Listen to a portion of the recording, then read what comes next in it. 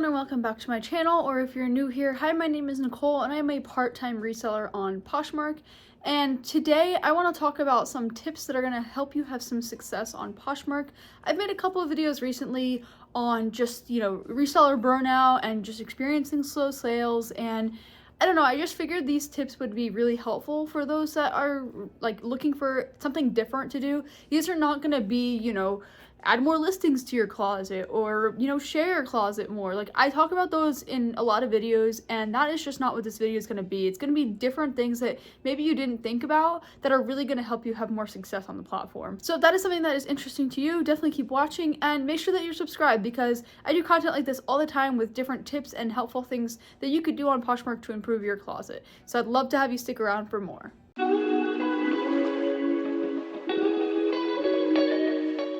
Okay, so the first tip that I'm going to recommend, which is actually like interesting to think about, but it's actually just don't be afraid to declutter your inventory. Now that sounds crazy because you're like, well, why would you do that? Like, obviously you have it listed for a reason, and you want to sell it. And the truth is that, I mean, yeah, everyone says things will find its time to sell and they will sell eventually, but I always feel like sometimes I list things and I look back like a year or two later after they haven't sold, and I really wonder, why did I list that? Did I list that just because I needed to list something? Or did I list that because I actually thought it was going to sell? And I'm coming to the realization that I listed it because I just needed something to list. And so I think it's really important to make sure whatever you're listing is actually good quality items that you think are actually really going to sell. Don't just list things just to list things. And if you do and you've done that and like you're like me, definitely don't be afraid to declutter. You could always donate items that aren't selling. And so I find that after, maybe a couple seasons, I will go through and just declutter my inventory, get rid of things that I really just they're not selling. Maybe they're damaged and I was really hopeful, or, whatever the case may be. Maybe they're just sizes that don't sell well for you. Don't be afraid to do this. It's going to really help you clear out and make room for pieces that actually might be better for you. Now, don't get me wrong. I do believe in the philosophy of waiting, because there have been pieces that I, took 2-3 years to sell, and I was really happy that I ended up waiting.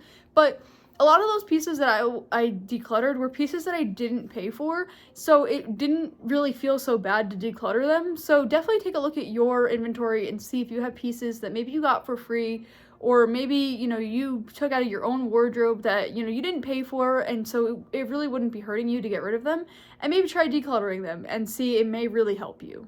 The next tip that I think is actually going to really help is to just don't be afraid to pick up new brands. So for a while, I was always afraid to pick up new brands because I didn't know if they were going to sell well. I didn't really know what brands to pick up.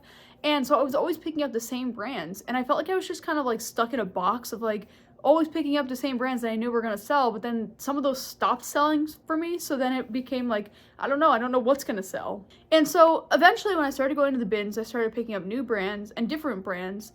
And I actually found that I was having more luck with doing that, because I was discovering brands. Some brands actually ended up being really good brands, or maybe I was just, expanding and finding new brands that were going to sell for me. And those are my top selling brands like of the year so far. So I just really recommend branching out. Don't be afraid. Do some research. Maybe if you see a brand at the thrift store that you're not familiar with and you think it looks like a good quality piece, don't be afraid to pick it up and do some research and see. It might actually be your new favorite brand to sell.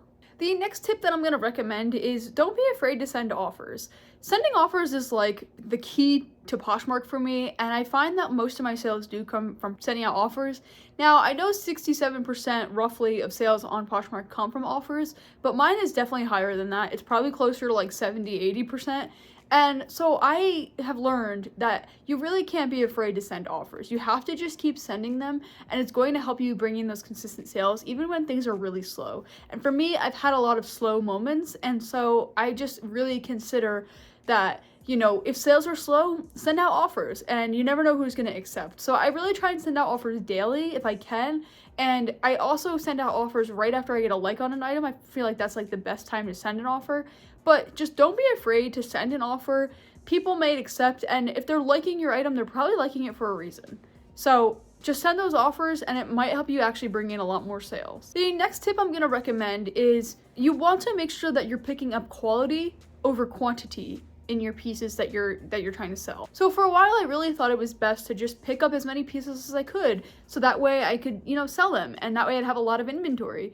And I realized that it doesn't matter the closet size you have, really, it just matters what pieces you have, because at the end of the day, if you have a 1,000-piece closet and they're all brands that nobody really wants or cares about, they're not going to sell. But if you have like 20 good pieces, they're probably going to sell a lot faster. So I really recommend making sure that you're picking up good quality items. Maybe make sure that they are worth something or they're just good brands, rather than just picking up a bunch of pieces just to fill your closet.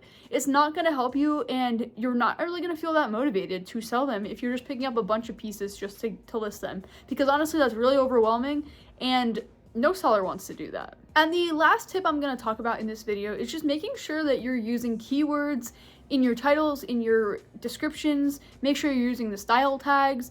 Make sure you're using words that people are actually going to search for. So think about like how you would search for an item, and make sure you use those keywords. Use descriptors, use textures, use brands, use so many different things. Maybe it's like a style. You know, a good example is last year, or I guess, yeah, last year in 2023, it was very popular for people to want to buy things that were Barbie inspired or Taylor Swift inspired. And so if you're putting those in your descriptions, it's going to help those pieces be spotted more, because maybe someone's looking for a piece to wear to a Taylor Swift concert, or maybe they were looking for something to wear to the Barbie premiere. And so it's so important to make sure that you describe those pieces, otherwise they're not going to, you know, be very distinct amongst all the other listings on Poshmark.